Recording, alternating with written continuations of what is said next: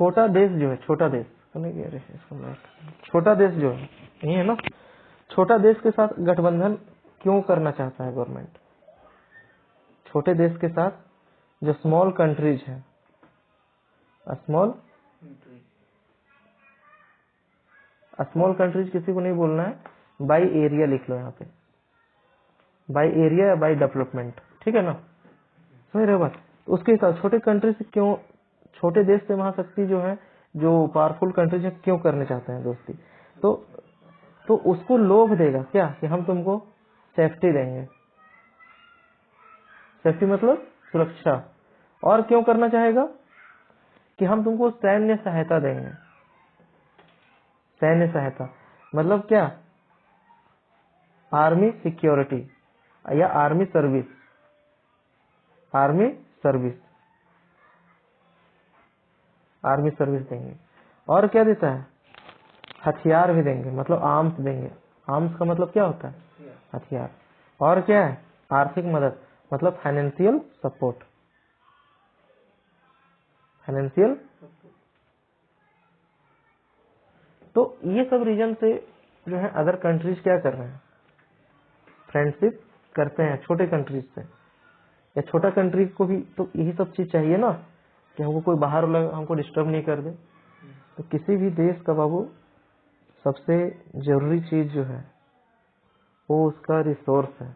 क्या है? रिसोर्स है ना। कितना भी कर्ज ले लो, कुछ ले लो, उस कर्ज को तोड़ने के लिए रिसोर्स का ही जरूरत पड़ेगा। रिसोर्स मतलब जो उसका अपना है, खनिज संपदा या कुछ भी, समझा? माइनिंग्स हो गया, कोई माइनिंग्स हो गया। ह्यूमन रिसोर्स भी उससे भी तोड़ सकता है सर। कितना तोड़ेंगे? मतलब हम मान लो कि ऐसा करें तो हम तो जापान ऐसा तो इतना डेवलप कर दे कि हर सेक्टर पे यहाँ से ले जाएगा, यहाँ से मान लो कि आदमी को ले जाके काम करवाएगा अपने कंट्री में। तो जैसे सर यहाँ पे इंडिया है, यहाँ पे ह्यूमन रिसोर्स उतना डेवलप नहीं है compare to China. Sir China में जितना भी प्रोडक्ट बनता है तो सर वहाँ पे ह्यूमन रिसोर्स डेवलप है, आपको पता है सर। और जितना भी मतलब वर्ल्ड में सामान है सर 50% चाइना का है। तो सर इसी तरह तो वो तो करे तो इंडिया, तब तो इंडिया अभी तक अपना एक सॉफ्टवेयर नहीं बना पाया है कि हम ये जो ऑपरेटिंग सिस्टम है अभी भी हम लोग कहाँ यूज कर रहे हैं? अमेरिका का एंड्रॉइड कहाँ का यूज कर रहे हैं? सर अमेरिका का। ठीक है ना।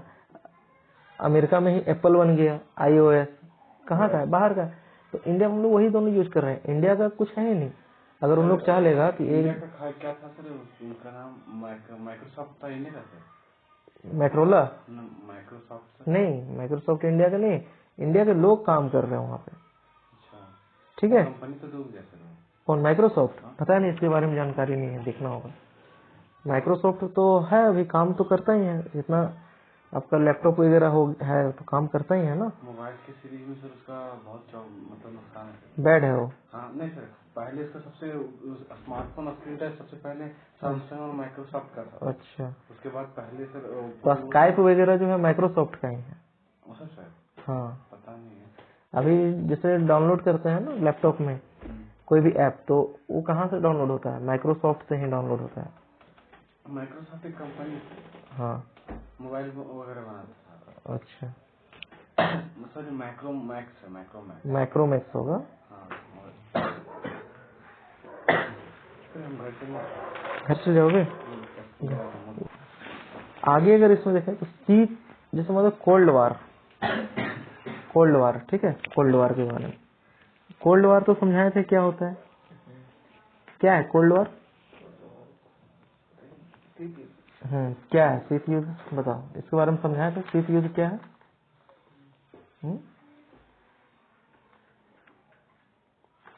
शीत युद्ध के बारे में बताया था। शीत युद्ध क्या है?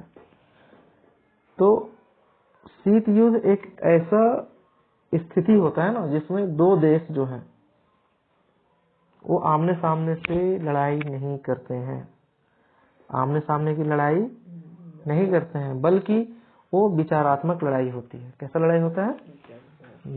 विचारात्मक, मतलब सामने से नहीं लड़ना है, पीठ पीछे दूसरा से हम लोग लड़ सकते हैं, लड़वा सकते हैं, है ना। तो शीत युद्ध का लिमिटेशन क्या है? दायरा क्या है? तो दायरा ये है कि शीत युद्ध के दायरे का मतलब ये है कि उन स्थिति से है जिसमें ऐसा लगता है कि दोनों महाशक्ति के बीच युद्ध हो जाएगा, बट युद्ध नहीं होता। तो ये शीत युद्ध का लिमिटेशन ही यही है कि लगता है, सीम्स, लगता है कि युद्ध होगा, बट होता नहीं है। समझ आ रहा है? ठीक है। उसको क्यूबा मिसाइल संकट क्या है? क्यूबा मिसाइल संकट बताओ, क्यूबा मिसाइल संकट क्या है?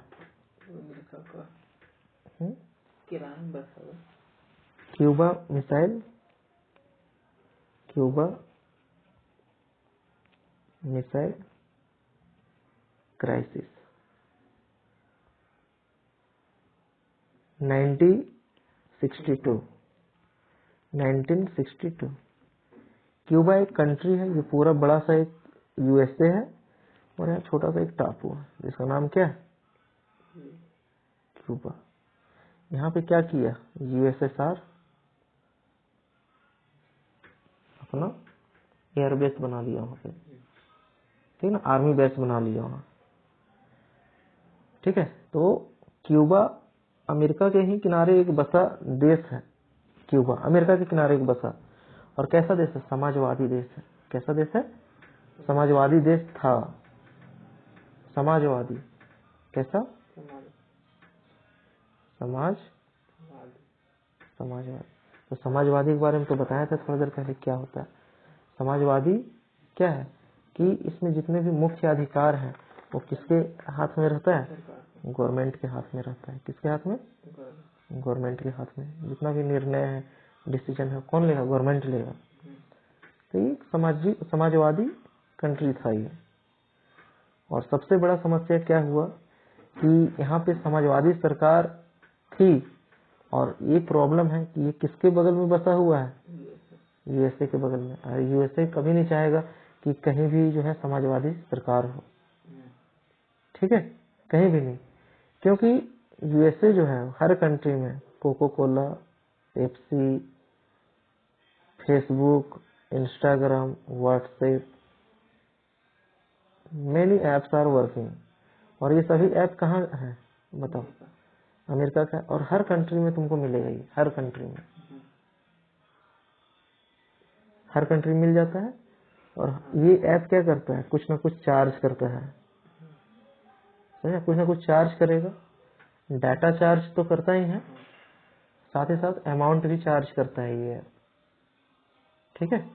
और वो पैसा सीधा सीधी कहाँ जाता है? डायरेक्ट यूएसए के पास। ये प्रॉब्लम है।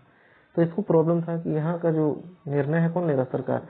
अब यहाँ पे एक ऐप है, ये काम कर रहा है इंडिया में, निर्णय कौन लिया? यूएसए। अब उस ऐप का हम यूज करेंगे। तो अभी ही आया था एक नोटिस कि कोई भी ऐप है तो उसका 30%, अगर कोई भी कस्टमर आता है उस ऐप पे, तो उस ऐप पे कुछ अगर परचेज करता है तो उसका 30% जो है वो सीधा जो ऐप बना है उसके पास जाएगा, ऐप जो बनाया है। ठीक है।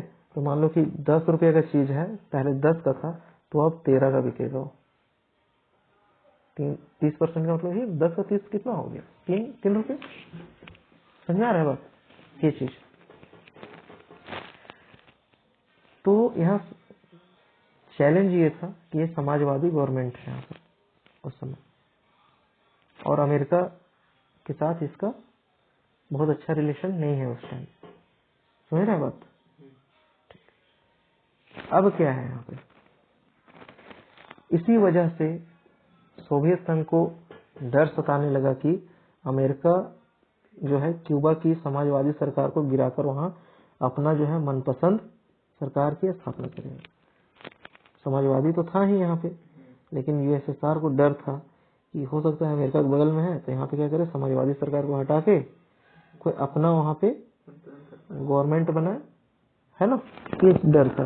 और अमेरिका ऐसा करता है ना, जो गवर्नमेंट इन सब कैपिटलिस्ट वर्ग को फायदा नहीं पहुंचाता है उस गवर्नमेंट को हटाने का पूरा कोशिश करती है सरकार यहाँ की।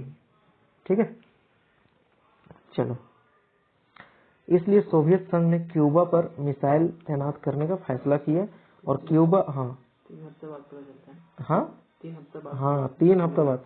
और क्यूबा पर मिसाइल तैनात किए जाने से अब अमेरिका सोवियत संघ के करीबी निशाने में आ गया। यहाँ से मिसाइल सीधा कहाँ, सोवियत संघ, एकदम बगल में ही है। और ये सब कितना दिन बाद पता चला अमेरिका को? 3 हफ्ता, मतलब लगभग 1 महीना के बाद, 1 महीना हो गया उसको पता चले, 1 महीना होने चला। ठीक है, यह देखते देखते अमेरिका भी कड़े कदम उठाया और अपना जो जंग में जो हथियार यूज होता पूरा लेके खड़ा हो गया वहाँ। अब युद्ध करेंगे हम लोग, अमेरिका और यूएस से। ऐसा लोगों को भी लगा था कि ये युद्ध जो है आमने सामने का, दोनों महाशक्ति देश है, इन दोनों देश जो है लड़ेगा, लेकिन लड़ाई नहीं हुआ। लड़ाई क्यों नहीं हुआ ये एक अलग मैटर है, बट उस दिन वहाँ पे लड़ाई नहीं हुआ और दोनों के दोनों क्या हुए, पीछे हट गए। समझ में आ रहा है बात, दोनों पीछे हट गए। और ये चरम बिंदु था उस युद्ध का। उसके बाद अभी तक ऐसा सीन नहीं हुआ है कि यूएसए और अमेरिका दोनों आमने सामने हो, अभी तक ऐसा सीन नहीं हुआ। समझ में आ रहा है बात? अगला जो क्लास रहेगा ना, आज ही इसको स्टार्ट करते हैं, लेकिन पीछे रिवीजन भी करवाना बहुत जरूरी था। तो अगला जो है बर्लिन के बारे में देखेंगे। किसके बारे में? बर्लिन के बारे में देखेंगे। ये एक यूरोपियन कंट्री है। और वियतनाम के बारे में देखेंगे। वियतनाम के बारे में, ये आपका एक एशियन कंट्री है। और हंगरी के बारे में देखेंगे।